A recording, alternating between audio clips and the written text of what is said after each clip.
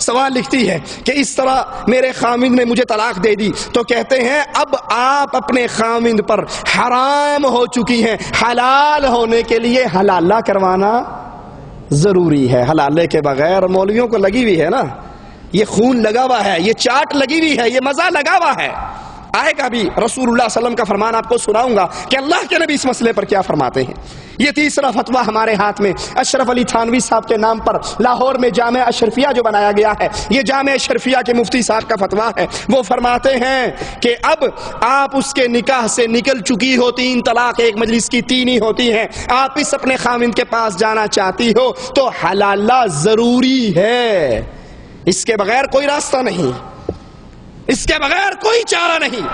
اخبار جہاں کے اندر ایک شخص اخبار جہاں کے اخباری مفتی سے سوال کرتا ہے، ان کا فتویٰ بھی ہمارے ہاتھ میں ہے، تو جواب میں کہتے ہیں کہ تم حرام ہو چکی ہو، واپس جانا چاہتی ہو تو واپسی کے لیے تمہیں اپنے کسی اور مرد سے 1 رات کے لیے مشروط نکاح کرنا ضروری ہے، وہ 1 رات رکھے، استعمال کرے، فارغ کر دے۔ یہ عورت ہے، بھیڑ بکری نہیں ہے، یہ عورت ہے، گائے بھینس نہیں ہے۔ آج اس کے قلعے سے اس کی رسی بندھی ہوئی ہے، کل کو کسی اور کے قلعے سے اس کی رسی بن جائے۔ یہ غیرت مند ہے، یہ اللہ کی مخلوق ہے، یہ محمد الرسول اللہ کی امتی ہے، اس کو اس طرح ذلیل نہ کرو۔ یہ طریقہ رسول اللہ صلی اللہ علیہ وسلم کا طریقہ نہیں۔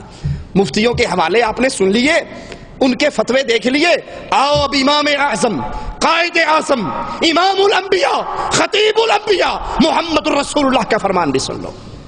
ان مفتیوں کے فتوے کو اگر کوئی ٹھوکر مار دے، جامع اشرفیہ کا فتویٰ، ادارہ منہاج القرآن کا فتویٰ، جامع رضویہ نظامیہ کا فتویٰ، اگر کوئی ان کو ٹھوکر مار کے کہے میں نہیں مانتا، اللہ کی قسم ان کے ایمان میں خلل نہیں آئے گا، وہ بدعقیدہ نہیں ہوں گے، وہ کافر نہیں قرار دیں گے۔ میں آپ کو اس کا فتویٰ سنانے لگا ہوں، میں آپ کو اس کی بات بتانے لگا ہوں۔ اگر محمد الرسول اللہ کی بات آ جائے اور دنیا کا کوئی بندہ یہ کہے میں آقا کی بات نہیں مانتا، میں محمد الرسول اللہ کی بات نہیں مانتا، میں نبی کائنات کی بات نہیں مانتا، یہ جملہ اس کی زبان سے ادا ہوگا اور وہ اسلام سے باہر ہو جائے گا۔ امام کائنات، امام اعظم، قائد اعظم محمد الرسول اللہ صلی اللہ علیہ وسلم فرماتے ہیں، ابو ہریرہ روایت فرماتے ہیں، قال رسول اللہ صلی اللہ علیہ وسلم لعن اللہ المحلل والمحلل له۔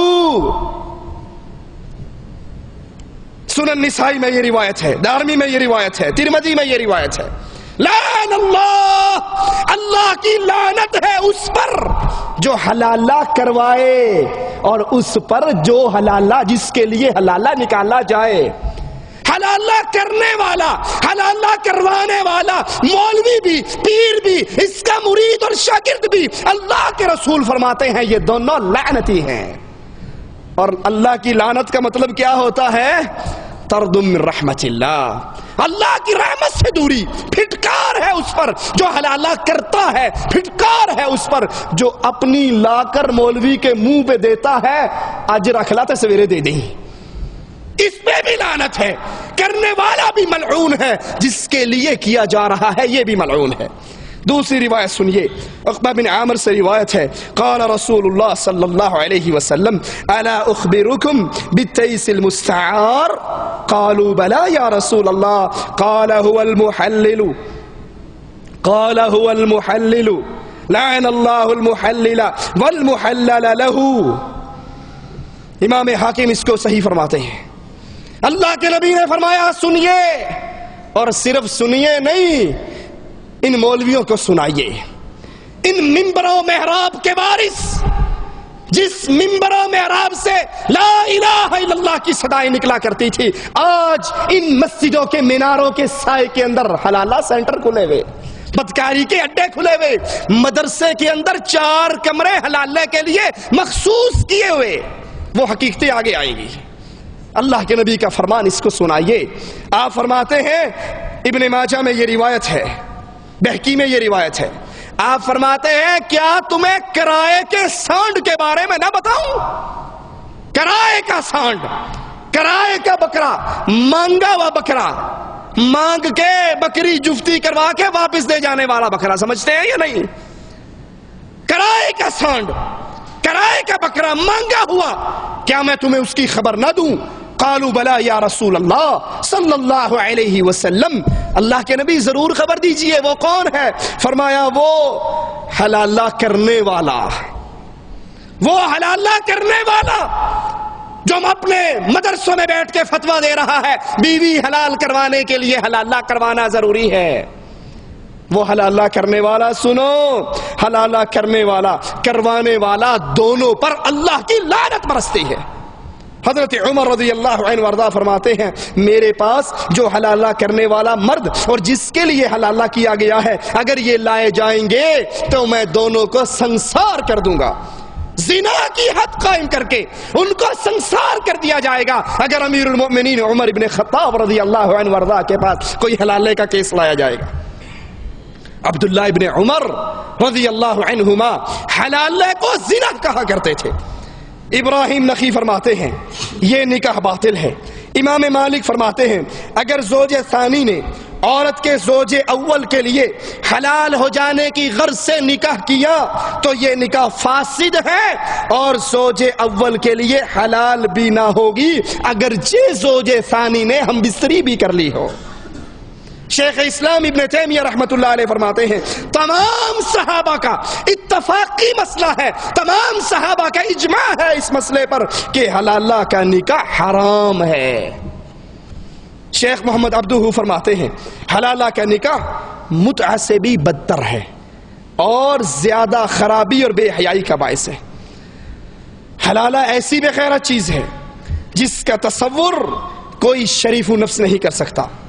نکاح شرعی، جب نکاح ہوتا ہے خوشیاں ہوتی ہیں، مبارکباد ملتی ہے، مسجد میں بیٹھ کے نکاح ہوتا ہے، مٹھائی کھلائی جاتی ہے، دعوت دی جاتی ہے، لوگوں کو بلایا جاتا ہے۔ رسول اللہ صلی اللہ علیہ وسلم نے فرمایا اپنے نکاح کو مشہور کرو، اعلان کرو، پھر ولیمے کی دعوت ہوتی ہے، پھر ولیمہ کروایا جاتا ہے، میاں بیوی میں ہمیشگی خیر اور برکت کے لیے دعا دی جاتی ہے، اللہ تم دونوں کو خیر اور بھلائی پہ اکٹھا فرمائے۔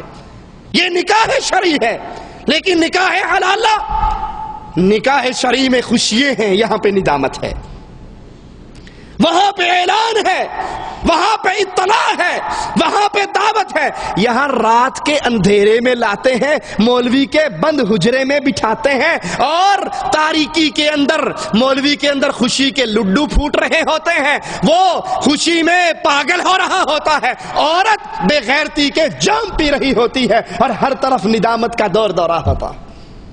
نکاح شرعی کا ولیمہ ہے، وہاں صبح اپنی اس بیٹی کو لینے کے لیے پہنچے ہوئے ہوتے ہیں، خوشی سے آنا جانا ہوتا ہے، اور یہاں دیوس بے غیرت خامند جو ایک رات کے لیے اپنی بیوی کو کسی اور کے بستر پہ چھوڑتا ہے، جو ابھی اس پر حرام نہیں ہوئی، ابھی طلاق دی ہے، عدت کا پیریڈ موجود ہے، ابھی یہ اسی کی بیوی ہے، عدت گزرے گی تو آزاد ہوگی، بیوی اس کی ہے، مزے کوئی اور بے غیرت لے رہا ہے، یہ بھی بے غیرت ہے، اور جس کے نیچے یہ گئی ہے یہ بھی بے غیرت ہے۔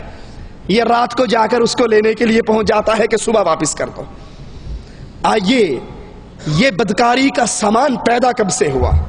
جب سے ان 3 طلاقوں کو ایک کہنے پر زور دیا جانے لگا، باقی سارے راستے جو سنت کے راستے تھے اس کو بند کر دیے، پھر بہانوں کے باب کھلے، ابواب الحیل کھلے۔